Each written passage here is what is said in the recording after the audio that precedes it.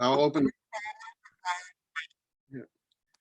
And let's see if anybody else is attending. Welcome to our council meeting. So glad you could make it. So if you'll pray, bow your head and pray with me, I'll open us up with the invocation. Dear Lord, thank you for all the many blessings you've given each one of us in the town of Stallings. We give you all the praise and glory for everything you do. Be with our men and women here and abroad, serving to protect us. And we just thank you and protect them and put your shield of armor around them. Everything we do and say, we give you all the praise and glory. In Jesus Christ's name, amen. All righty. Pledge of allegiance. I pledge allegiance to the flag of the United States of America and to the republic for which it stands, one nation, under God, indivisible, with liberty and justice for all.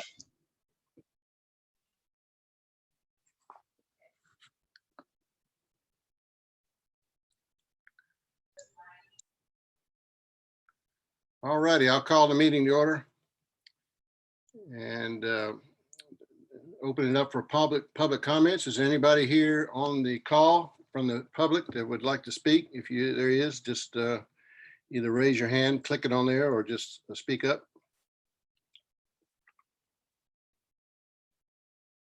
All righty.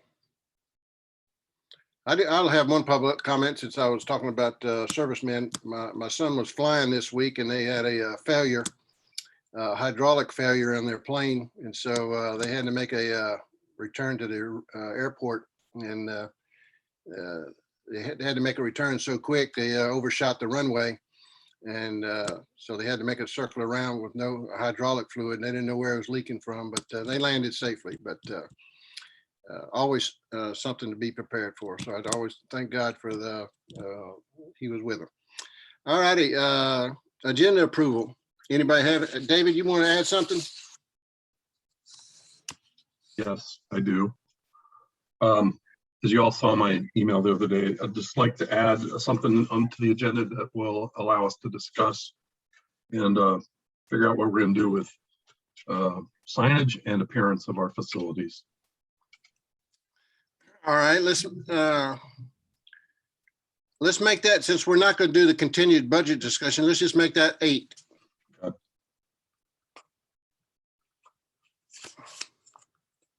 Anybody else have any additions or want to delete anything, amendment? All right, can I get approval of the agenda as submitted with that one change? So moved. All right, motion by David, second. Second. Second by Heather. All in favor, say aye. Aye. All opposed? All right, the ayes have it. All right, first up is the text amendment 21.04.01 tree disturbance permit, and I'll open the public hearing and turn it over to Lynn.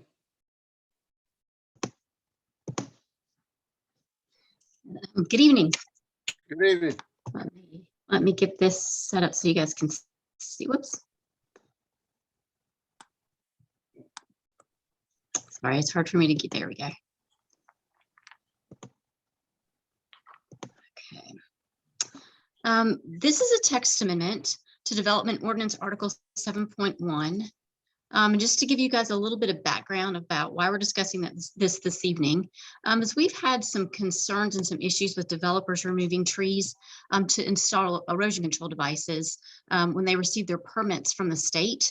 The state of North Carolina basically oversees our erosion control program, and they issue our erosion control permits for all developments in the town. So what's happening is developers get these permits and they begin removing the trees in order to install these devices. And all this has been done prior to permits being approved by the town for development. Article 11.10 of our ordinance provides language that requires a tree disturbance permit be secured prior to any tree being removed. There's a reference to Article 11.10 that was missing from Article 7.1, which is the article that outlines the steps necessary to secure a permit for development in the town. What is a tree disturbance permit? The tree disturbance permit requires that there's a tree protection plan that's reviewed and approved by the town. And as part of that approval, there's an on-site inspection that has to take place to ensure that all the protection measures shown in that plan are actually put in place. This permit gives the developer the ability to install those erosion control devices as per their state approved permit, but it does not allow for grading. So in other words, they can go in, remove the trees necessary just for erosion control purposes, but they cannot begin grading on the site. Any grading requires approval of plans by our town engineer. So the proposed amendment we're recommending this evening to help clear up this confusion is in Article 7.1.1-1.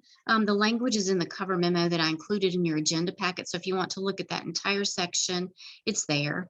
But Article 7.1-1 talks about what is required for approval of a zoning permit or development permit in the town. Staff is recommending that we add a article or a section 6 to that section that would basically reference the development community and anyone using our ordinance over to that Article 11.10, where it discusses the tree disturbance permit and the need for that to be approved as part of this process. And staff, truly, we believe that this will clear up any confusion that we've had. The planning board reviewed this at their last meeting in April, and they are recommending that it be presented to you all this evening with a recommendation of approval. If you have any questions about this or the background, I'm happy to answer those. Now, does this coincide with the House bill with their tree ordinance? And I talked to Dean Arp today, and he seems like, you know, we're in compliance and we're doing what's supposed to be doing. But he said there's just a couple of bad actors out there affecting the whole state, and that's why they took their action they did. So does that make sense, Lynn? It does. And if I understand that, I haven't read all of that language, but from what I understand, what they're looking to do is prevent towns and jurisdictions from being able to disallow individuals from removing trees from a private piece of land, if I'm not mistaken. This is a part of a development project, so this is different. I don't believe it would impact, even if they adopted that, I don't believe it would be in conflict. This specifically has to do with trees being removed prior to the issuance of a permit on a development site. Okay. And just to answer your question too, I believe our development ordinance, currently we don't regulate the removal of trees on an individual's property. So if a homeowner wants to go and needs to remove dead trees or trees from their land, we currently don't regulate that. Sure. All right. Any questions for Lynn on this?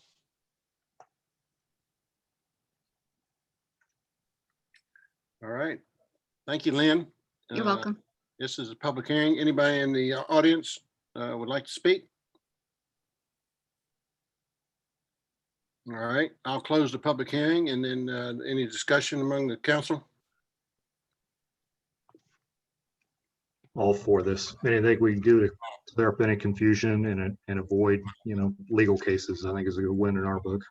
All right, well, what's the pleasure of the council? Can I take a motion? We have to wait 2 weeks on this, don't we? That's right, I'm Yes, sorry. sir. I keep forgetting, sorry about that. All right, I'll close the public hearing, and then thank you, Lynn. You're very welcome. All right, next up is the CZ 20.07.0 White, the Shirley White trustees. And so Lynn, what do you have for us? Just, we don't need to rehash the whole thing. We've done it twice. Right. And I do have just a real brief overcap in case, or just, you know, overview. Whoops, I lost it. Just to kind of, if anyone does have just a little bit of background, kind of bring everybody up to speed. All right. Basically, this is a request by Pulte Homes. As you all recall, they're just looking to amend that condition 2 of that CZ 070602 that was approved back in 2007. That was a 65 unit townhome development. They're reducing the density of 39 units, and other conditions of that CZ will remain in effect. We have held the public hearing on this on May 10th. So that's just an overview of the project. There's the property we're looking at, site plan, elevations if you need those side by side, planning board recommendation, and then this is a list of conditions that are currently attached to the CZ. And I did want to suggest that if you all consider approving this evening, that you do consider making some changes to condition 2 and 7. 7 talks about the density being allowed up to 3.8 units per acre. The applicant, what's being presented tonight it's 2 units, comes out to be like 1.989. So I just rounded it up to 2. So I would suggest we address that in this list of conditions. And then on the elevations, just make a condition that we keep those on file so that we have a copy of those moving forward. And if there's any questions when the zoning permit's coming in, we can reference those. But I would suggest just adding those 2 to this list of conditions. All righty, And what's the significance of the double underlined word where? That was a big point of our last the public hearing. There was some confusion about that point number 4. I'm not sure why that it wants to spell check it to were instead of where. I'm not sure why. Tell it to ignore it. But basically, I believe the concern was whether or not that 30-foot buffer was going to be undisturbed. That was the discussion. And I believed we established that because of this condition that it would be, that this 30-foot buffer would be along that southern property line, and that the setback would be included in there. That was what the question was. right. Now, have you?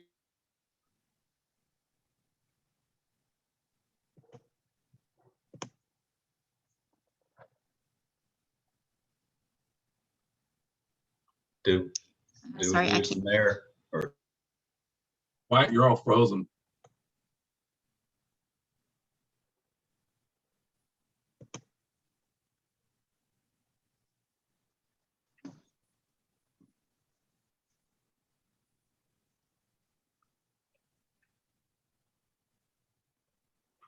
Mayor, can you hear us? Because we cannot hear you.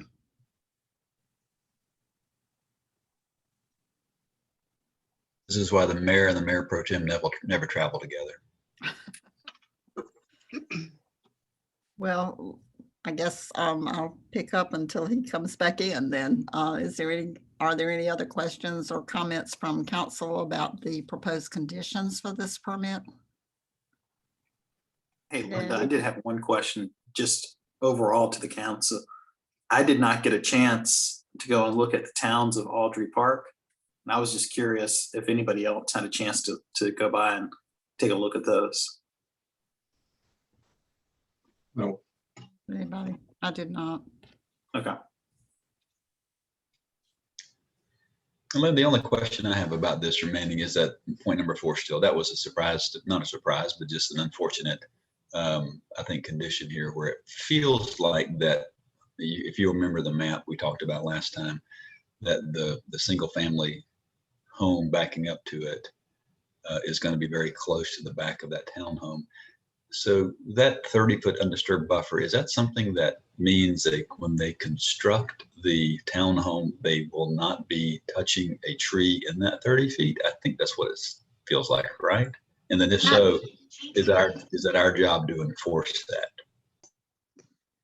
that? Yes, the 30 feet, that word undisturbed basically means that they cannot remove any trees from that area. And they will have to show it that way on their plan set. And then as part of that tree protection plan that we talked about in the last item, we would make sure that these trees are part of that and that there was tree protection measures put in place to protect these trees.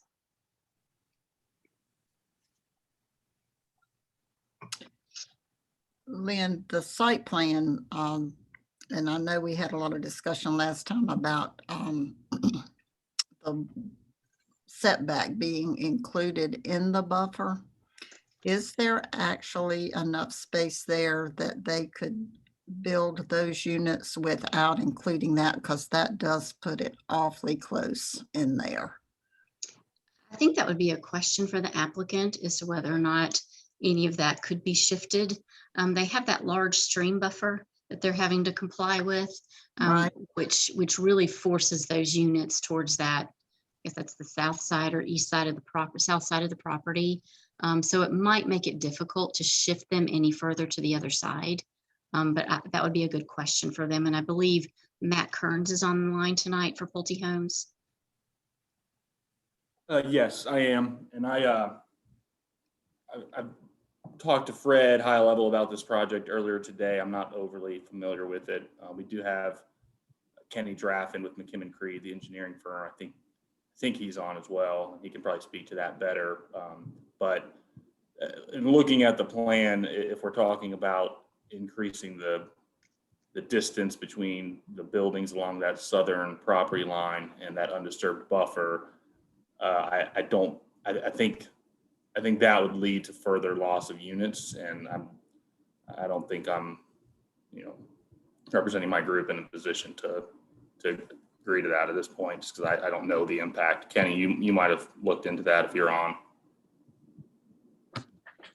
Yeah, thanks, Matt. This is Kenny Draffin on the McKim & Creed. We've, like Lynn said, the stream buffer, there's actually two stream buffers, one significantly large running through the middle of the site and the other one at the other end. And we're maintaining that 30-foot buffer.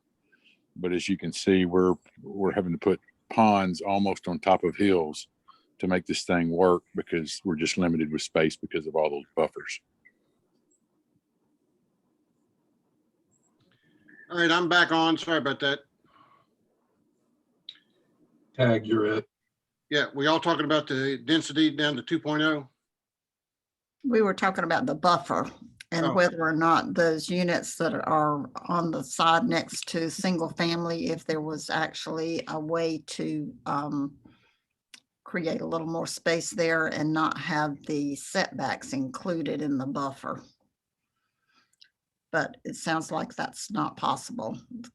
With the stream buffers, they already are limited as to the space where they can actually place townhomes. Mayor, that being said, and given the constraints that we have because of the vested rights, I'll go ahead and make the motion to approve CZ 20.07.02 Shirley White trustees. And With is the that appro- with With the conditions? the new conditions? Yes, sir. With those new conditions, keep elevations on file, and adjusting the overall density shall not exceed 2.0 units per acre. All right. Thank you, Brad. Second. Second by David. Any further discussion? Mayor, Yes, who was that? sorry, this is Melanie Cox. I'm having computer issues. We're working on it, so I'm on my phone. We need the applicant to verbally agree to all of the changes on the conditions. All right. Thank you for timely response. And who is the applicant on the call? I'm Matt Kearns with Pulte Group, and yes, we do agree to these changes. All right. Thank you, Matt. All right, Aaron, could you do a roll call, please? Yes, sir. District 1, Martin. Aye. District 2, Scholl. Aye. District 3, Paxton. Aye. District 4, Grooms. Aye. District 5, Ayers. Aye. District 6, Richardson. All right, that's unanimous. CZ 20.07.02 passes. And do we have any, we don't have any statement of reasonableness and consistency on this, do we? Yes, actually, Mayor, there is with the text CZ, there is one, even an amendment. I All believe right. it's in your packet. Yeah, could you bring that up, please? I don't know, Aaron, do you have the packet pulled up? I can pull it up. You'll just unshare your screen. Thank you. Okay, thank you.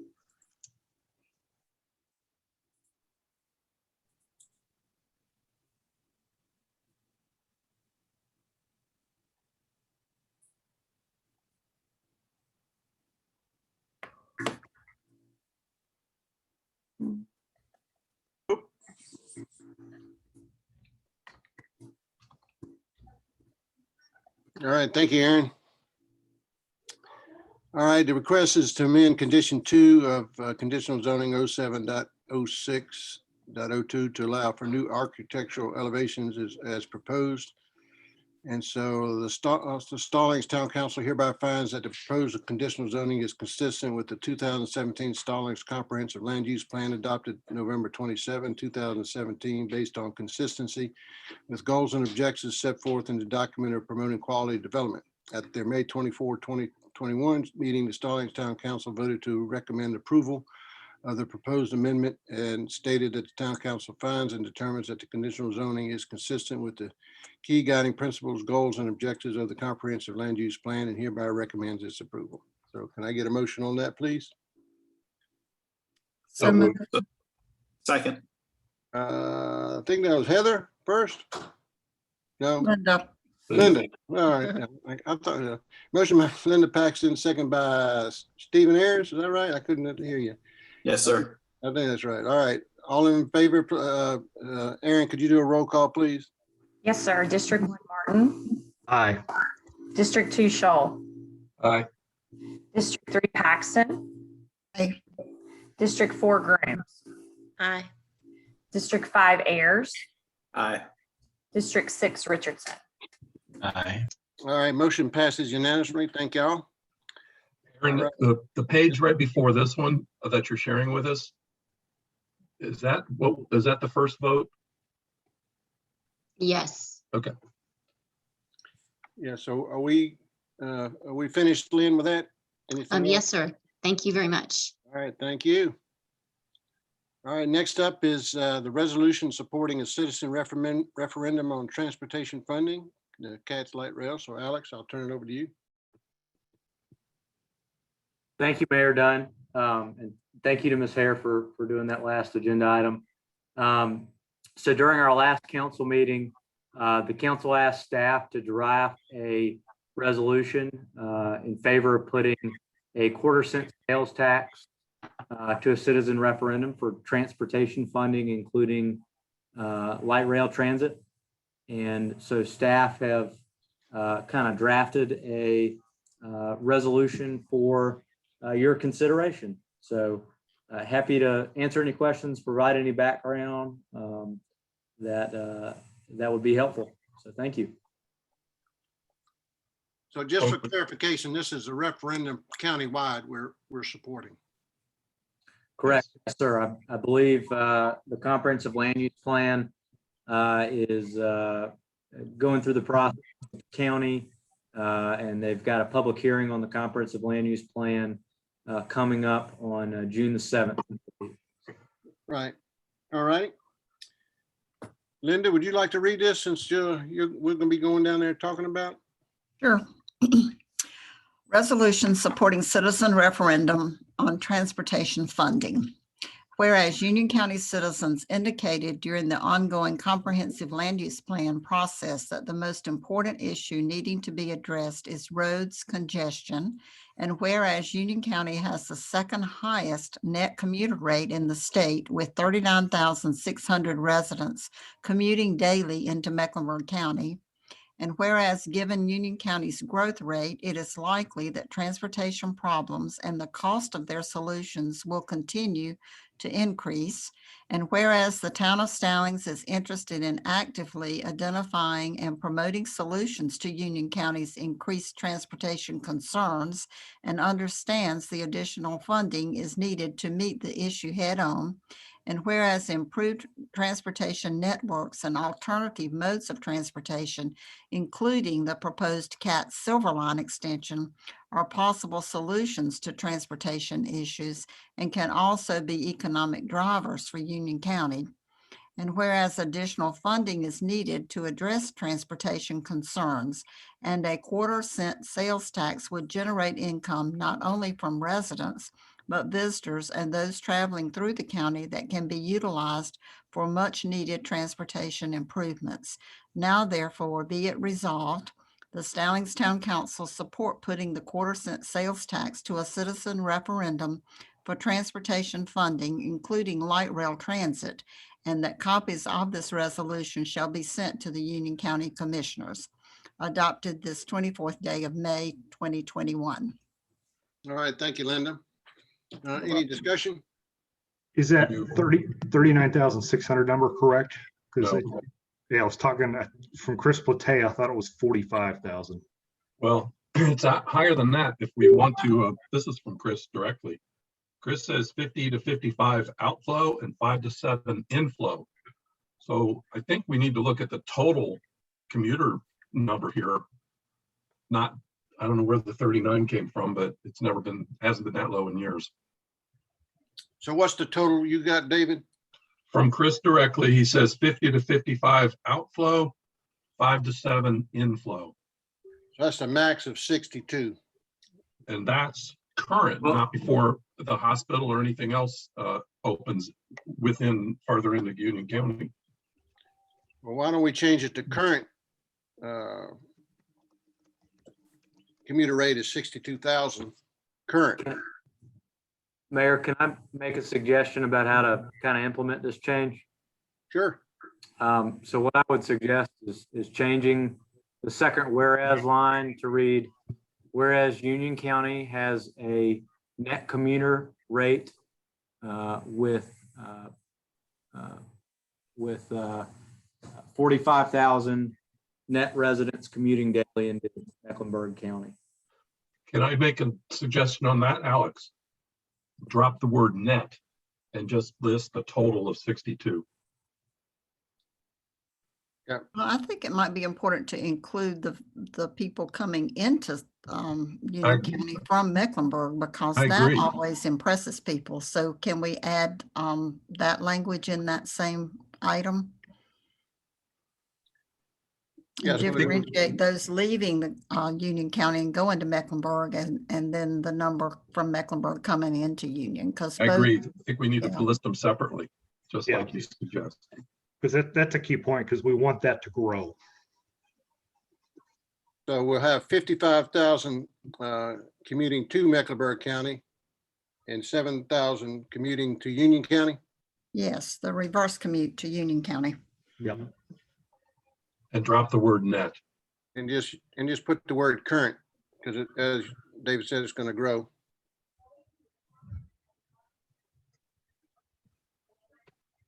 So what just to write down the language here is, whereas Union County has 55,000 residents commuting daily to Mecklenburg County, and Mecklenburg County has, was it 5,000, David? Seven. 7. Is that today during the pandemic? That's just what Chris said. He said 5 to 7, so we'll go with the highest right number. Yeah. Okay, so whereas Union County has 55,000 residents commuting daily to Mecklenburg County, and Mecklenburg County has 7,000 residents commuting daily to Union County. Sound good? Yeah, and then add currently has. Okay, 55,000 residents currently commuting daily, and 7,000 currently commuting. Got it. Right, yeah. Thank you. All right, thank you, Alex, David, everybody. All righty, so any other changes? And I had one other question. I think Alex answered it. Was a referendum is required for the county to do a tax increase, correct? Yes, I posed that question to Union County staff, and they said that it was. There has to be a resolution, put it on the ballot, has to go on the ballot, get approved, and then it's got to have approval after that from the county commissioners. And this is early enough that it can get on the ballot for November. If they Good. want it to. Yeah, they wanted to, yeah. Oh, and one more question, Alex. What other towns and municipalities in Union County are doing a similar resolution? Sure.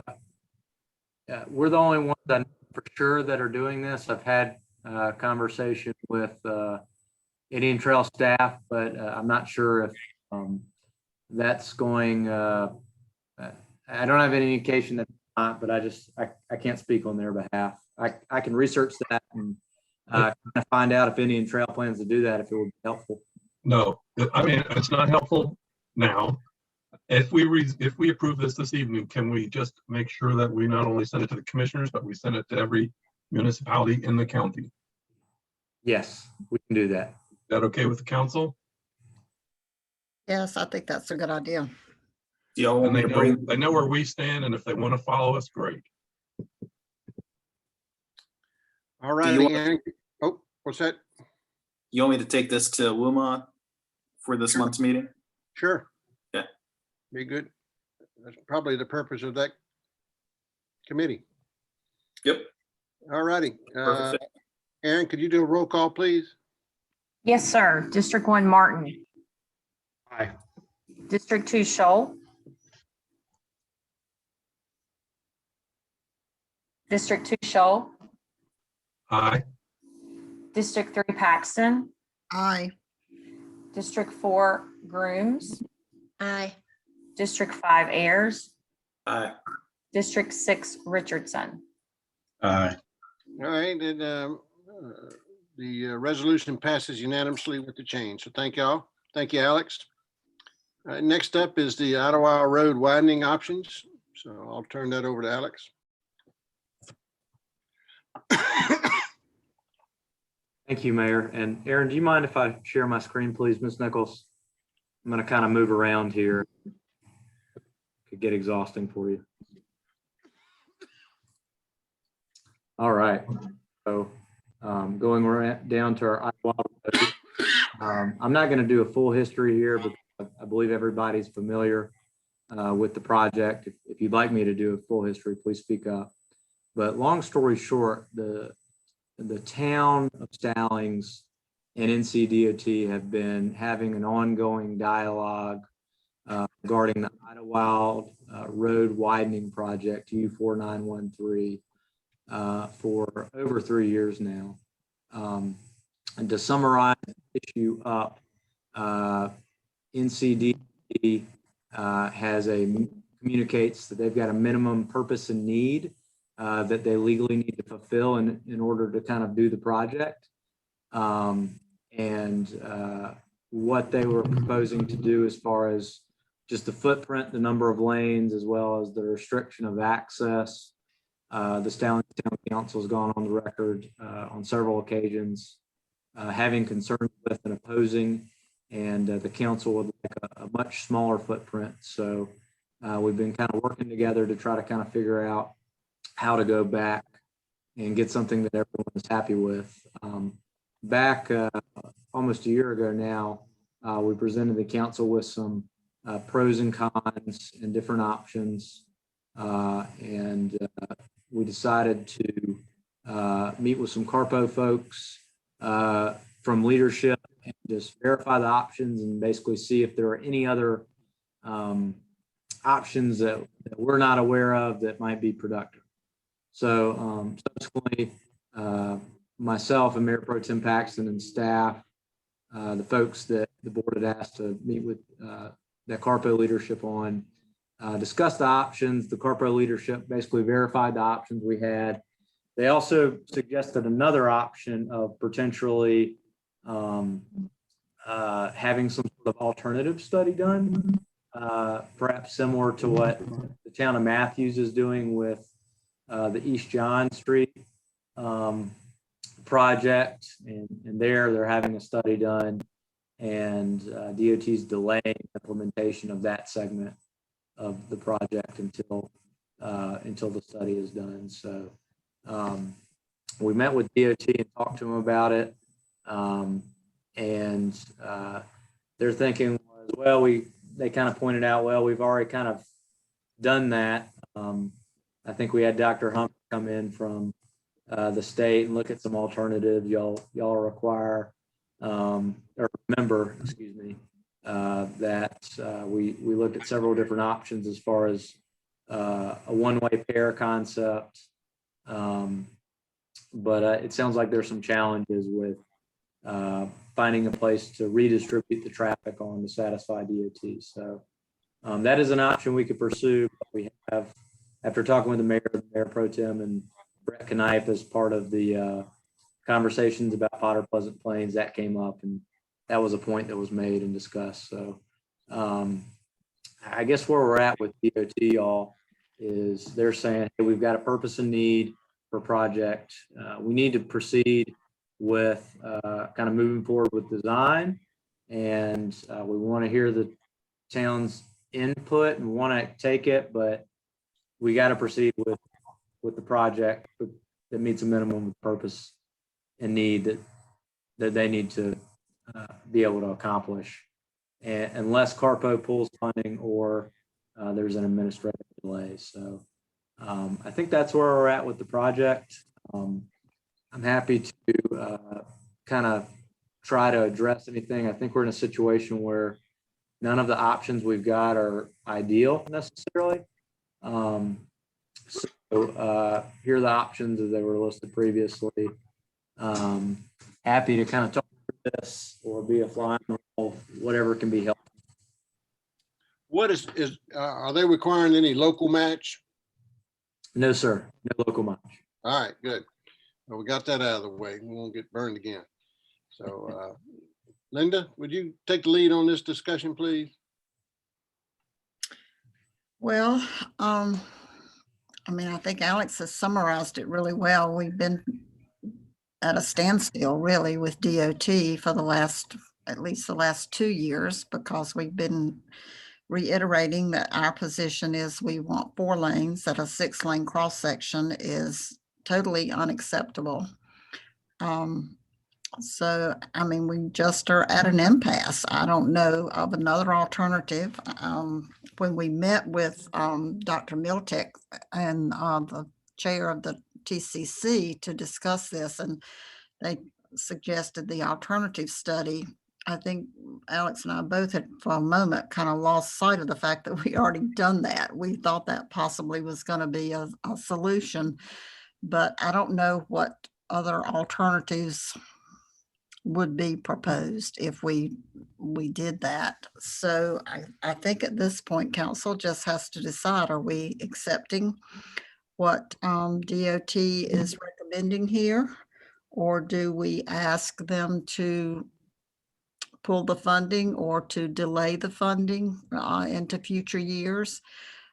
There's could be a possibility that some of the change with DOT might give us a better chance of getting what we want there, but it's a gamble.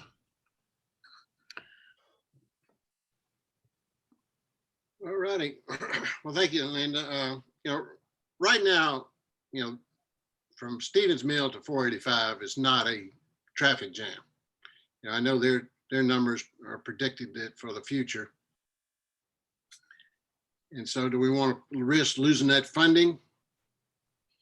Or if that supermarket comes in at the corner of Stevens Mill and Idlewild, Publix, get them to pay for all the improvements, because that's going to be a lot of traffic coming in.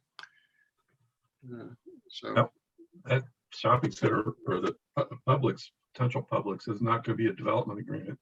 I believe it's as is, isn't it? Yeah. By right. I mean, so we're not going to be able to get them to do any. Well, DOT is going to require them to make some improvements. Okay. Yeah. But there's legislation in the legislature right now that is nerfing some of those TIA offsets. So, they're constantly working to put us not in good positions.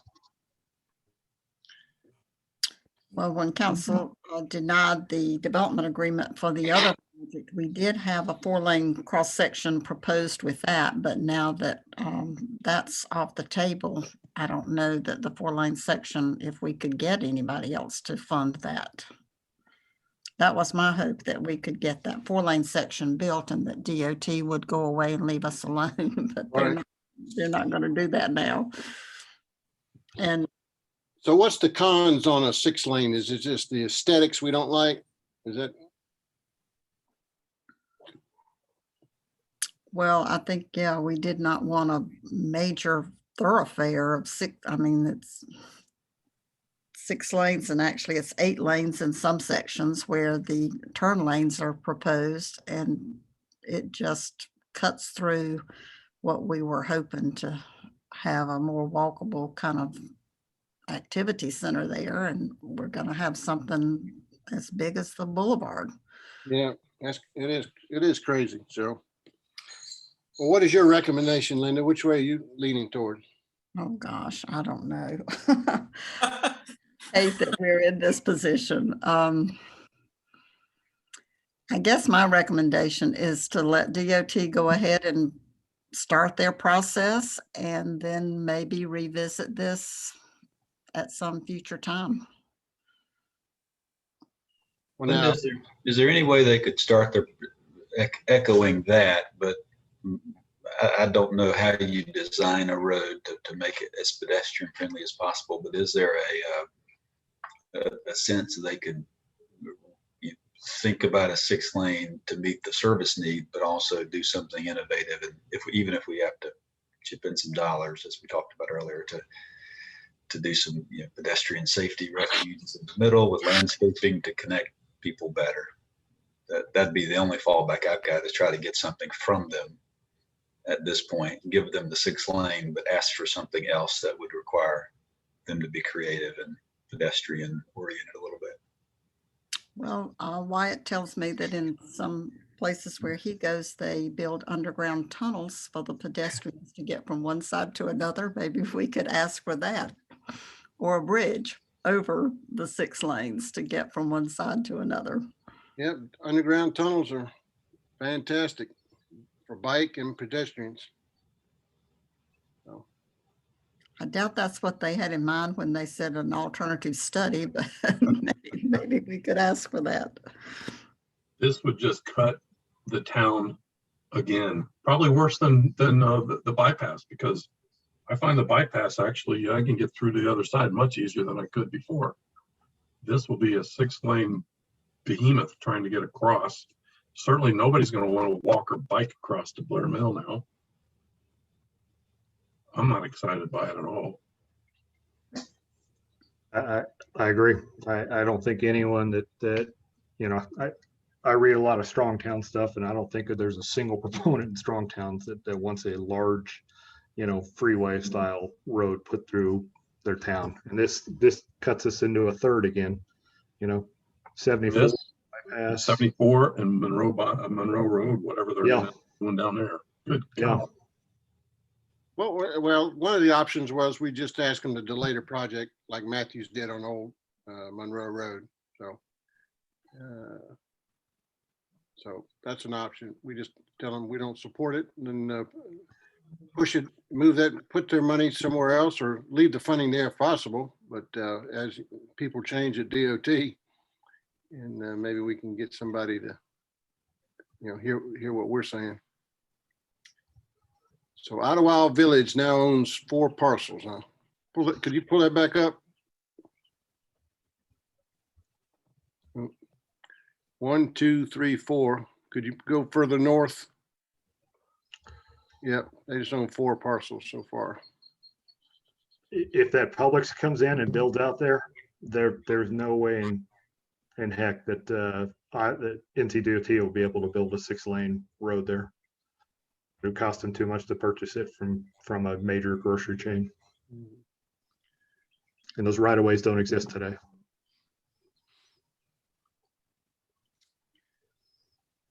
All righty, well, I'll put it to the council. Can we support asking the DOT to push this down the road a few years? I think we should probably be specific as to how far in the future we would like to push it. And I'd recommend at least 3 years.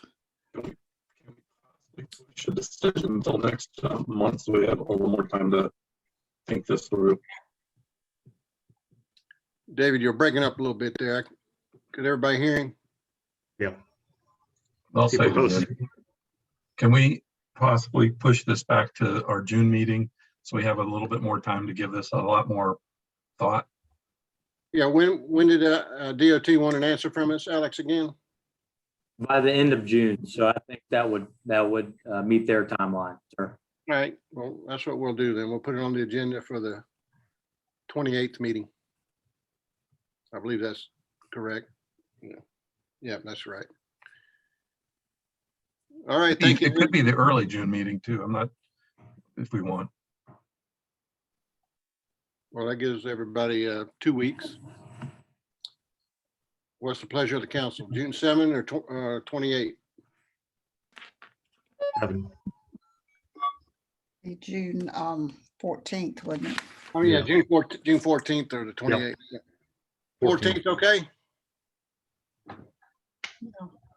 Yeah, all right, Alex, we'll put it on the agenda for the 14th then.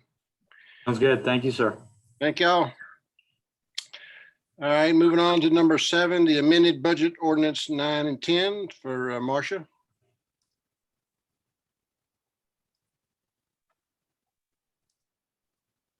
Mayor, I think we need to do the 6, the open burning. Oh, yeah, missed it. I'm sorry. Thank you, Aaron.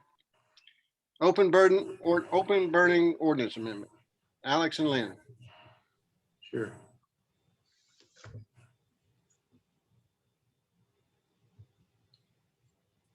All right, Aaron, do you mind bringing that up, please? Just the letter from Ms. Cox. And I'll kind of start from here. So this issue came up after there was an open burning issue on March the 20th, where both the Stallings Fire Department and the Stallings Police Department were called to respond. A property owner in the Old Blair Mill area was burning when it got out of control. And the fire was put out. The property owner was cited by the public safety folks because the fire got out of control. As we talked about it with the fire department, we learned that the state law bans, only allows open burning basically if trash collection is not provided, basically. So if a municipality has trash collection, then open burning is not allowed of yard waste. So it shows we've got a little bit of a conflict between our local ordinance and a state law. And so after consulting with Ms. Cox, the recommendation is now to adopt the amendment to the ordinance to be aligned with the state law.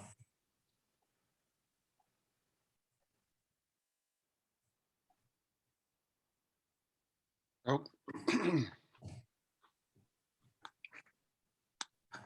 All right, thank you, Alex. And you have the ordinance, the language changed? There we go. Mayor, Yes, ma'am.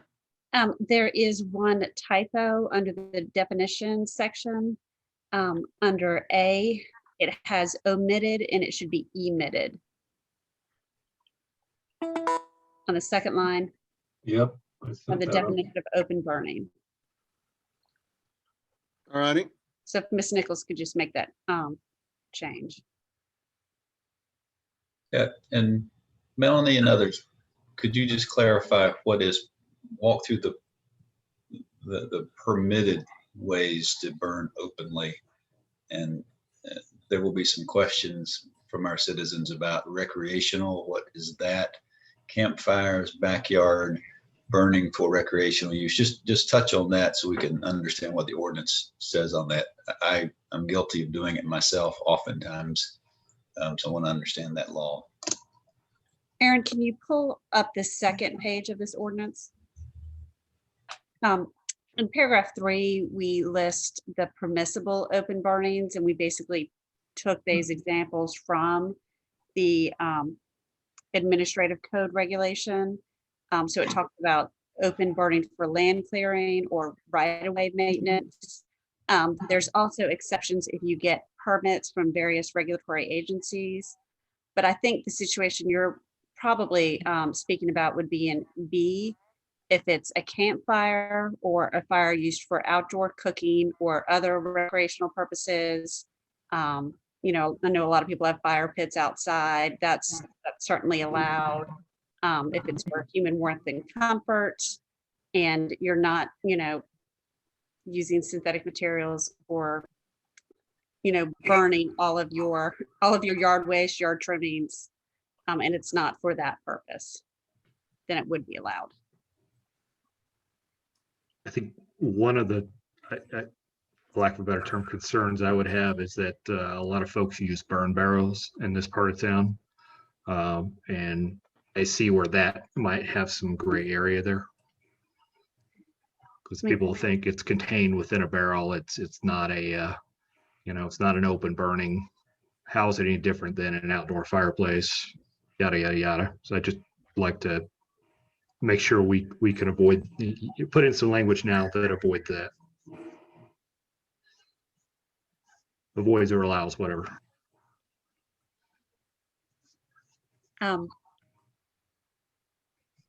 Does the container matter, or is it the materials? According to the administrative code, it's the materials. It talks about leaves, logs, stumps, tree branches, or yard trimmings. Well, I'm gonna burn logs. And you can, and you can do that. You're doing that for human warmth, I guess, Right. or cooking marshmallows. It seems like the intent is one of the key factors here, in that if you're doing it, for outdoor cooking or just recreational purposes, or for ceremonial occasions, that's probably the biggest factor. The way I read this, Melanie, what do you think? I think you're correct. In the administrative code, they talk about what you cannot burn: non-vegetative materials such as household garbage, treated or coated wood, or any other synthetic materials. All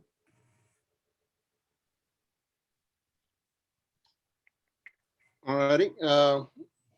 Brad, did that answer your question? I know you asked first. Yeah, I think so. I'm okay to support it, given that there's been a safety issue in our community. I think I've got enough clarity on what I would tell folks if they ask, and then Colleen would help us over time to understand what we're doing. Yeah. I have a question then. Can you hear me all? Yeah, got you. Go. A couple years ago, year or two ago, the golf courses both were hit with some major windstorms. They had a lot of wind damage to their trees and bushes and shrubs and whatever's. And I believe they piled them up and burned them off. Will that prevent them from doing it on their large acreages? If you can go back to the first page, Aaron, the way we define it is we talk about it as yard waste. So I don't know that I would classify trees and limbs and materials from a golf course, right, which is a commercial property, as falling into the definition of yard waste. So I believe they would be okay. Okay, and that's fine. I believe they do have to get a burn permit from the fire department, though, to do something like that, don't they? They should, and especially make sure it's not under, right, the code orange. Here, Colleen's sending a chat, that they still might have to get air quality permits. So there are other regulatory agencies besides us. We're just recommending you adopt this ordinance because we really can't allow something that state law disallows. I'm good. All righty. Any other questions for Melanie or Alex or Lynn? All righty. Can I get a motion on this? We won't read it, and then make in the motion, make the change of in 1A from omitted to emitted. I know this is a little bit redundant, but can we vote on this the first time the council has had this on the agenda? We can, because there's no public hearing. Okay, so it's just, involved. okay. I'll make the motion to approve this ordinance, amending our code of ordinances, defining open burning of yard waste. All right, motion by David. Can I get a second? Second. Second by John to approve the ordinance amending our code of ordinances for open yard waste, open burning of yard waste. Aaron, could you do a roll call, please? Yes, sir. District 1, Martin. Aye. District 2, Scholl. Aye. District 3, Paxton. Aye. District 4, Grooms. Aye. District 5, Ayers. Aye. District 6, Richardson.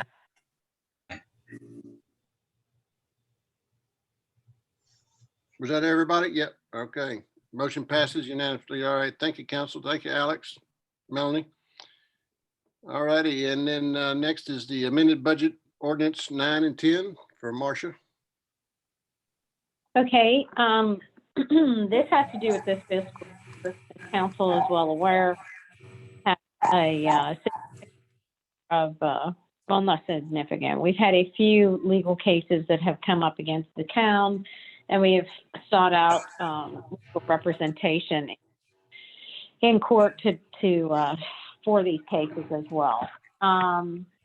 Without getting into details of them, I think council is aware of the current legal situation. The current budget within the general fund, we have $50,000 on that line item for legal expenses, and through the end of April, we're already at $43,879. So there's really only a little over $6,000 to last us through the end of the year, and that doesn't even cover the Parker Poe invoice that we will be getting for representation on the new case that has come up. So I'm suggesting to council that we bump this up to an additional 25 to carry us through the end of the year. This will cover 2 months of our town's attorney, plus the fees that may be charged for the 2 open cases that we currently have. So that takes care of one of them. The other is in the same situation. We've had a lot of development legal representation from Parker Poe.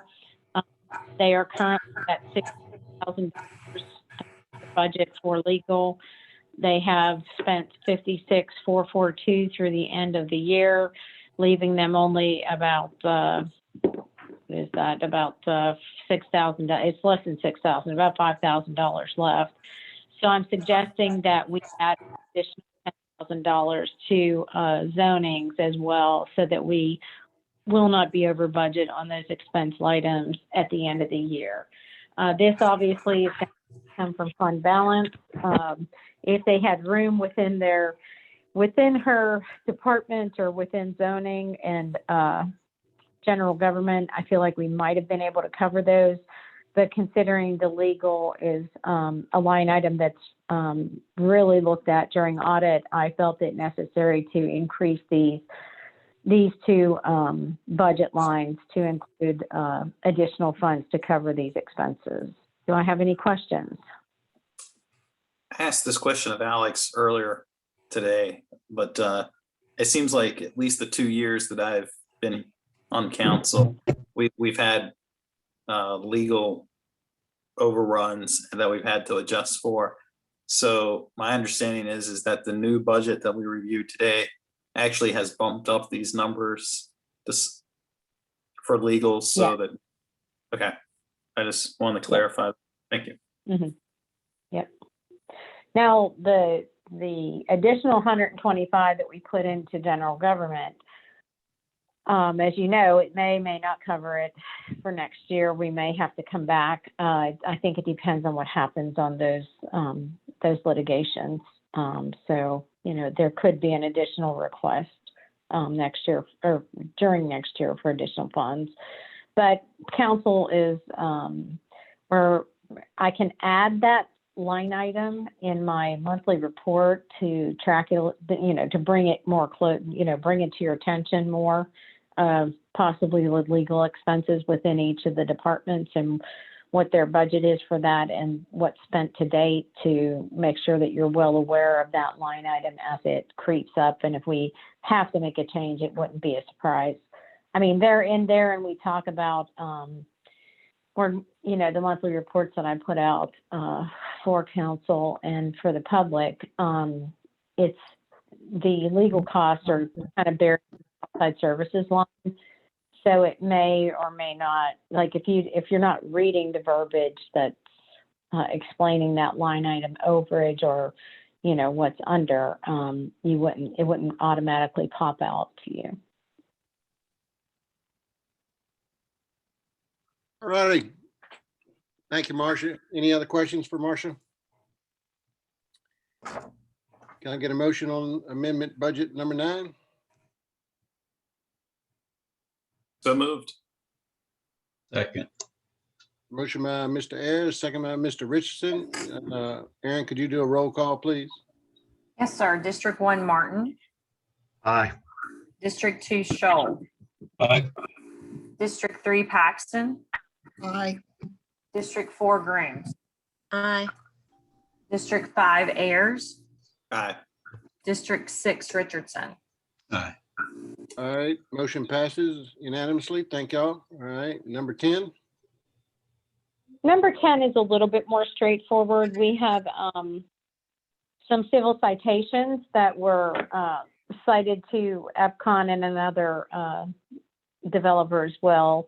And what had happened, one of the developers, the EPCON, I believe, was actually in revenue this year. We did not budget the revenue for coming in. And the other civil citation was collected last year.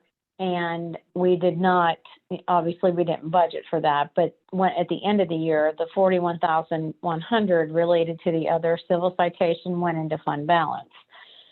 So in essence, I need to change the budget because we had to write civil citation settlement checks that resulted from the last, not this one, but the council meeting prior to this.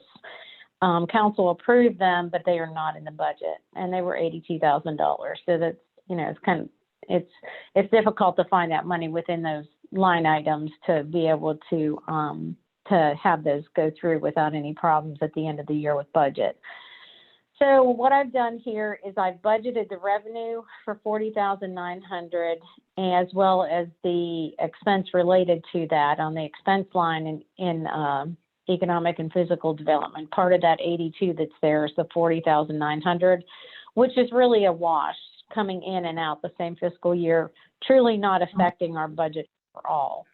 The other one, because it was from the prior fiscal year, we will have to do a fund balance appropriation to offset the expense that we had, that check that we wrote out for them. So that's what this is all about. Do you have any questions? All righty. Any questions? Can I get a motion, please? So move. Second. Motion by Ms. Paxton, second by Ms. Ayers to, Mr. Ayers to support budget amendment number 10. Can I get a roll call, please, Aaron? Yes, sir. District 1, Martin. Aye. District 2, Scholl. Aye. District 3, Paxton. Aye. District 4, Grooms. Aye. District 5, Ayers. Aye. District 6, Richardson. Aye. All right, motion passes unanimously. Thank y'all.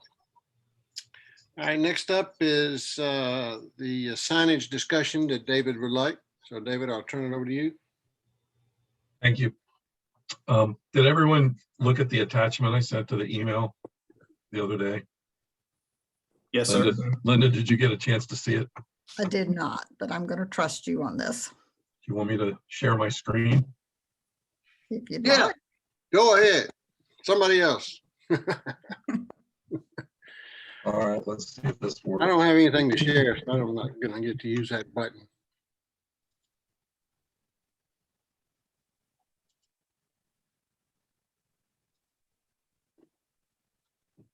Can you see that?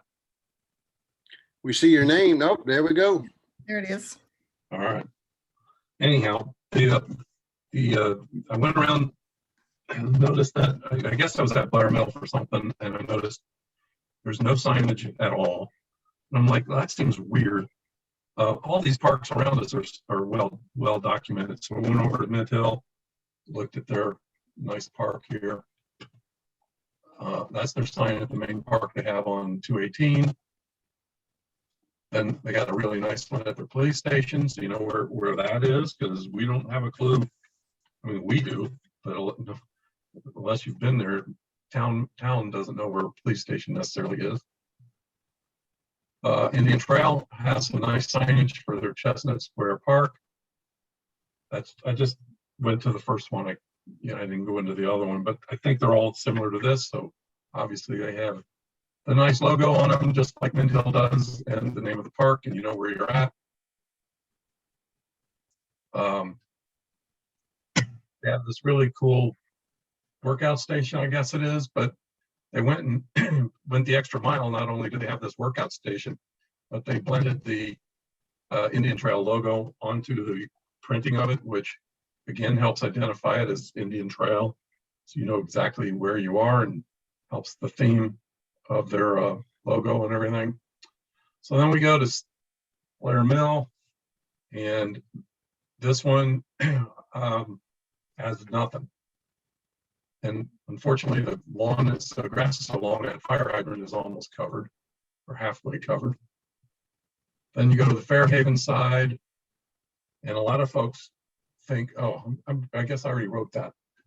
A lot of folks think that they're in Fairhaven and not in the Stallings Town Park. And until you get up and close and you look at that sign, and then you look even closer and you finally see, if you can read that, that's Stallings, the finest of fine print. Now that's who it is. If you didn't recognize the logo, there it is. It's Stallings Parks and Rec. So it just reiterated to me that, boy, we got to do a better job of and again, here we are at the main park. Again, maybe we assume everybody knows it's our main park, but there's no signage there whatsoever. And as a matter of first impressions, having the garbage cans and these warning signs out front here, no trucks, maybe we need that, but maybe we don't. But the garbage facility right there, and all these garbage cans over on the other side, maybe there's a way we can make our park look a little more presentable. And then to wrap it up, one of our Stallings signs, maybe it's the DOT signs, but it's still got our name on it. If we're proud of our town, we need to make sure that this is clear. Alex took the address of this today, and I assume it's probably fixed by now, but Brian would know. But that's the kind of stuff that I wanted to talk about tonight. And I'll stop sharing my screen so we can get on with the discussion. If I can figure out how. All right. So I know we got it in the budget to go forward with $10,000, $7,000 to $10,000 signs, but I'm not sure. I don't know that I want to spend $7,000 to $10,000 on a sign if we can get by with certainly something that'll suit us just fine for a whole lot less. Because ideally, we got to have two of them at Blair Mill. We've got two entrances, one of them at the main entrance and one of them at the Fairhaven entrance. And if we don't want people to keep thinking it's Fairhaven's, we absolutely have to have one at that entrance. Stallings Main Park, we know what it is, but a lot of folks still don't know what the name of it is. And of course, across the street at the police department, it's unlabeled, as is Town Hall and the new Town Hall. I think we need to start thinking about, when we do get back to meeting in person, fully staffed offices, we're going to have 3 buildings that folks in the parking lot back there need to figure out where they're going to go. The main building, the second building, or the whatever that building is in the back called, where Brian's at. So, thank you, Public Works. And then while I was doing the intent wasn't to talk about appearance, but Town Hall it didn't look very presentable. The grass is long. I don't know if it got cut today, but when I went by yesterday, it was long, lots of clover, lots of weeds. It just didn't look the way I think we want it to present. So that's up for discussion tonight. What are we thinking about this, folks? Well, as we're going through the line item, it's certainly, those are things you got to put money towards. And I certainly agree with you. Appreciate you doing that, David. So Council, as you're going through your line items, think about signage we don't have as much land in front of our town hall and our parks as Indian Trail and Mint Hill do, but we certainly can put some type of sign up. And hopefully one doesn't cost 200,000 like the one at we're trying to budget at Atrium, but certainly we can find something. So That's what I'd recommend, David. Mayor, would it be helpful if I shared my screen and shared the signage plan that was adopted with the recreation master plan? Just to remind everybody of that. Sure. Okay. While you're doing that, Ashley, how long ago was that plan approved? 2019, February. So we're like 2 years away from that and we still don't have signs up. Correct. They were included in previous year's budgets, but removed as part of the cut bus program. So we spent money on the splash pad, just to remind you, that was kind of an emergent thing for us. And some of those items were dropped to cover some of our needed expenses there. All right. Do you have that plan handy? I do. I'm going to share it right now. And this is, can everybody see the screen? Yes, I got it. Perfect. All right, so this is an overview. This is a illustrative design concept here, but we have had one of these signs actually installed at the Solis property. I haven't been able to get down there because some of the parts are still under construction in order to get actual physical pictures of it. But I hope to be able to get down there this week or next week to get a picture of what the sign looks like in person. The one on the left was designed for park entrance. And of course, the language on it, the lettering is all, we set that. So this is just for, you know, whatever the name we decide to put on there is, because I know we've talked about changing what we call Stallings Park, possibly. So we can have discussions on that. But here are different types of signage. So on the far right side, you see confidence markers. Those are for the greenways. Same thing with the C3. It's a trailhead ID or kiosk. And then we have a gateway sign, which at C2 is what you will see at the Vickery portion of the Blair Mill Greenway.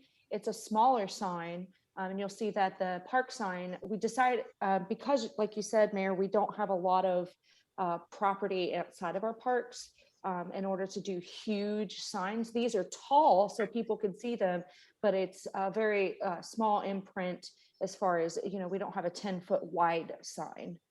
And then down here, we just have some of the general engineering documents. So they're ready to go. We just have some customization things that we need to do, which is basically setting the type font and the lettering and exactly what we want it to say in order to have these ready to go. We've already had that engineering portion completed. Do you know how much that C1 sign would cost?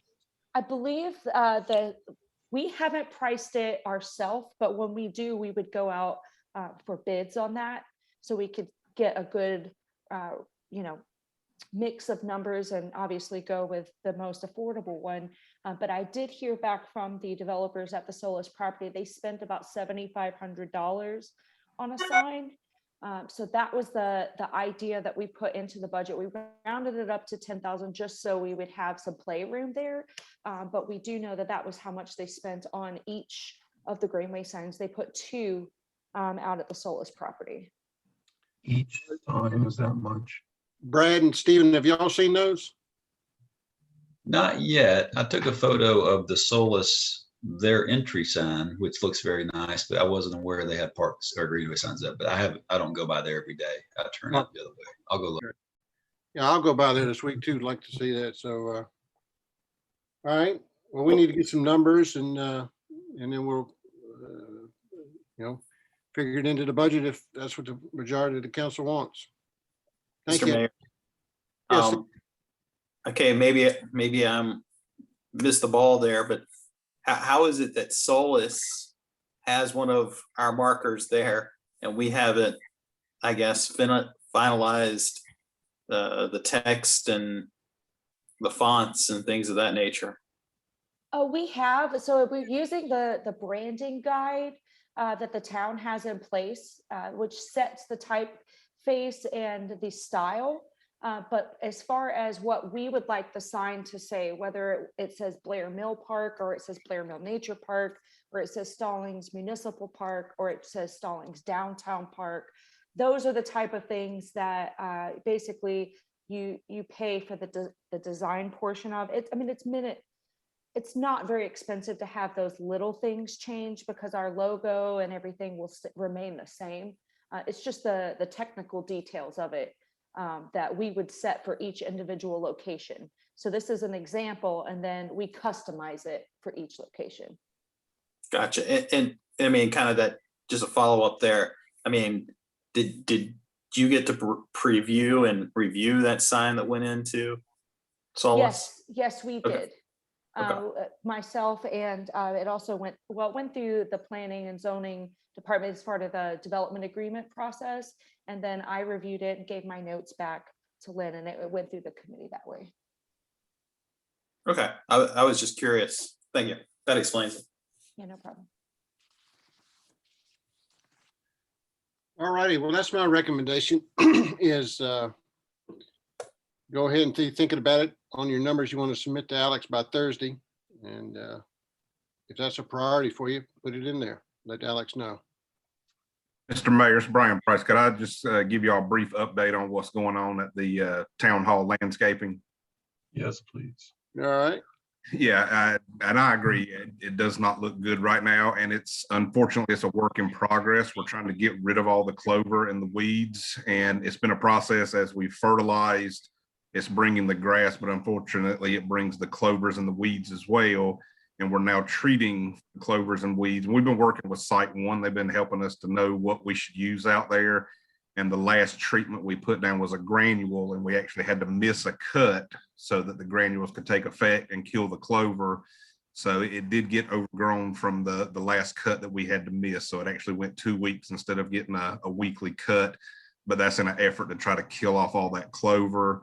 And we're actually working with Site One to do some soil samples as well.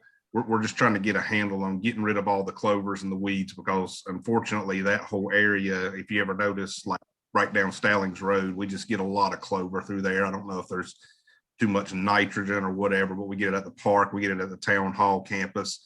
So we're working to try to get rid of that. And just to address the sign, yeah, I agree, David, that sign, that looks bad. And that's one of the reasons why we've talked about trying to get some help in the budget process so that we can take in some of that stuff, because NCDOT just, I guess they do as good as they can, but they don't necessarily pay attention to the little things like that. And it makes us look bad. Like you say, it has our name on it. So, we're trying to bring some stuff like that in-house as well. But I just wanted to give you all that update on the town hall campus and what we've got going there and how we're trying to get that grass looking like grass.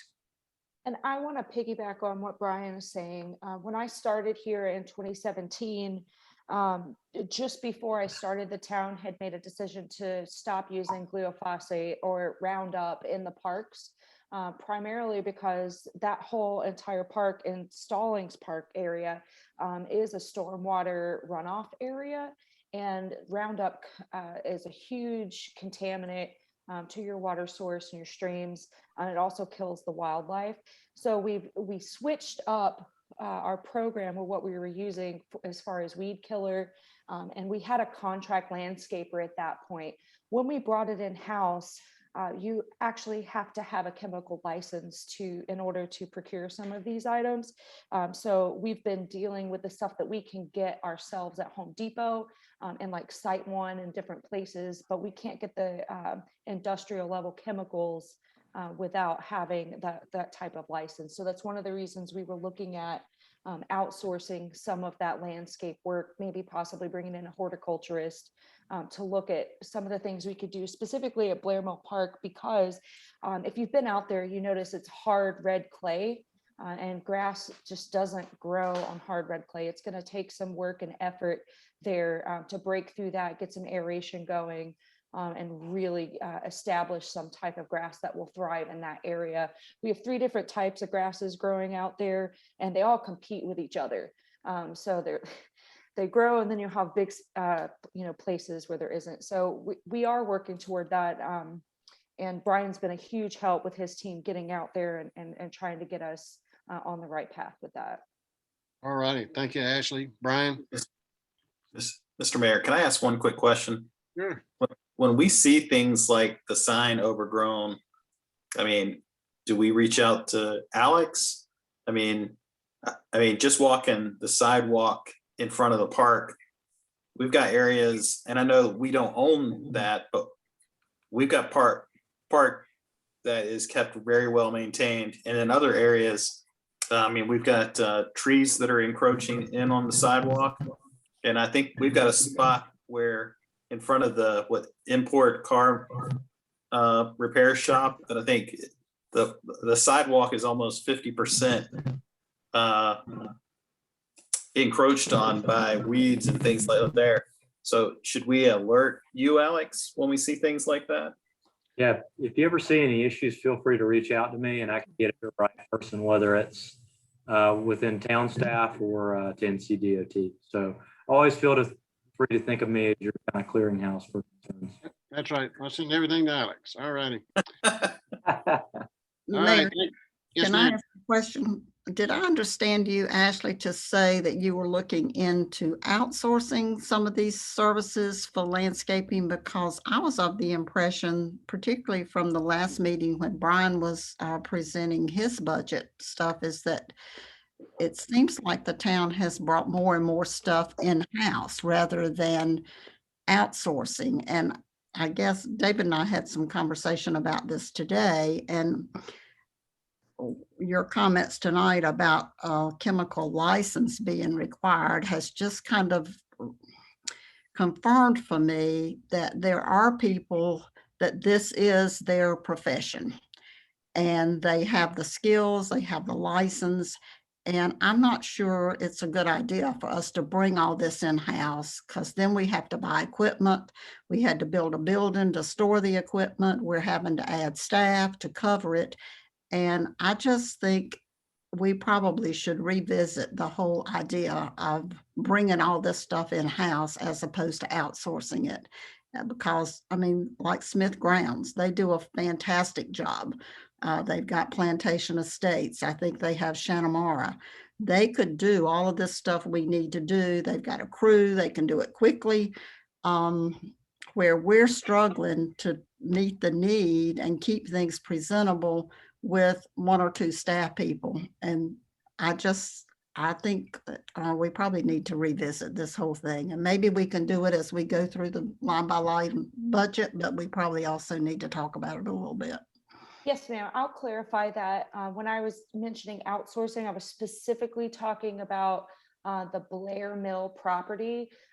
Based on feedback from council, when we were looking at that, we put into the budget a dollar amount to outsource certain things like pest control, weed control, and looking at soil and grass conditions. But we were intending to maintain the cutting services with town staff.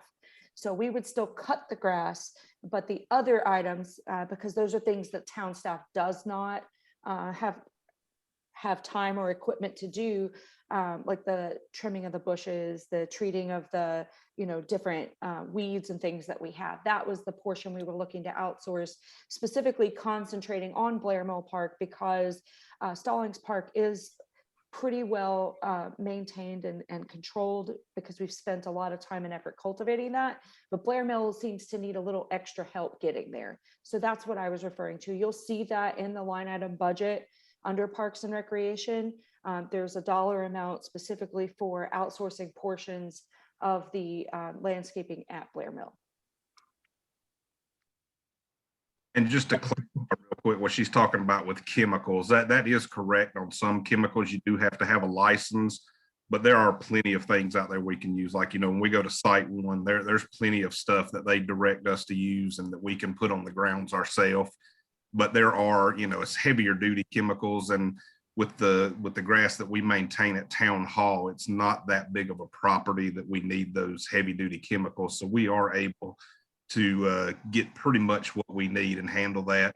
As a matter of fact, last budget, we were going to send my employee to get his license. It's not that hard to get the license so that he could spray the chemicals, but due to COVID, that got canceled. So that is something we're looking at revisiting, to be able to to get that license so that we can still maintain that in-house. All righty, Ashley and Brian, thank y'all. Linda, anything else? I agree with you, Linda.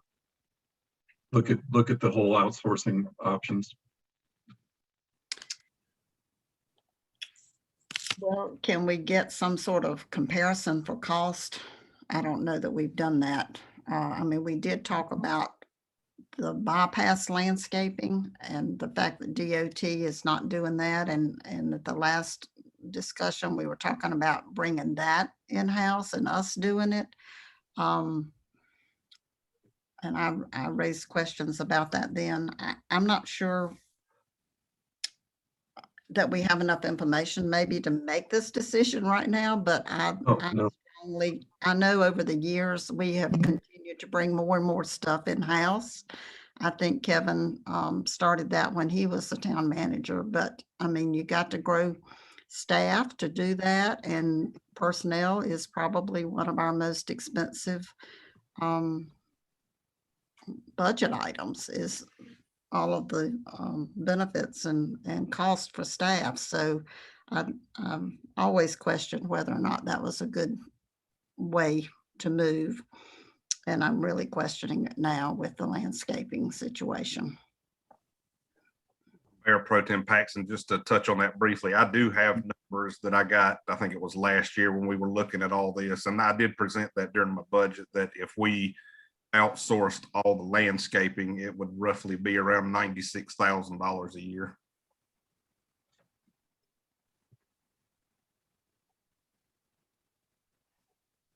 And how does that compare to the cost of having staff and equipment and the employee we were looking at, including the benefits, would be $52,300 a year. The equipment we need this year to get rolling on some stuff, we're having a 0-turn mower and some tractor implementations. That's right around $20,000.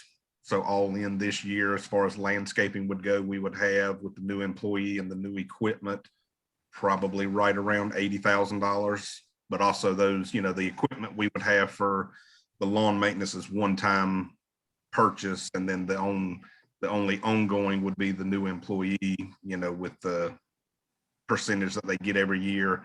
But, that would offset as well with a landscaping contract. That's going to go up every year as well, however they adjust. Brian, can you go ahead and send that sheet to all of us, please? Through Yes, Alex, sir. if you need to. Yes, sir. I can do it. Yeah, and just so I want to make sure we're getting the board, the right information. So I heard the bypass landscaping, the cost of in-house versus outsourcing, landscaping at Blair Mill Park. Are there any other specific services y'all would like us to kind of track down as well? If not tonight, just let Alex know by Thursday.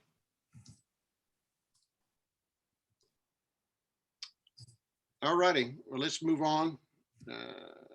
Next item is our, let's see, we need to go into closed session pursuant to North Carolina General Statute 143-318.11, Section A3. Can I get a motion on that?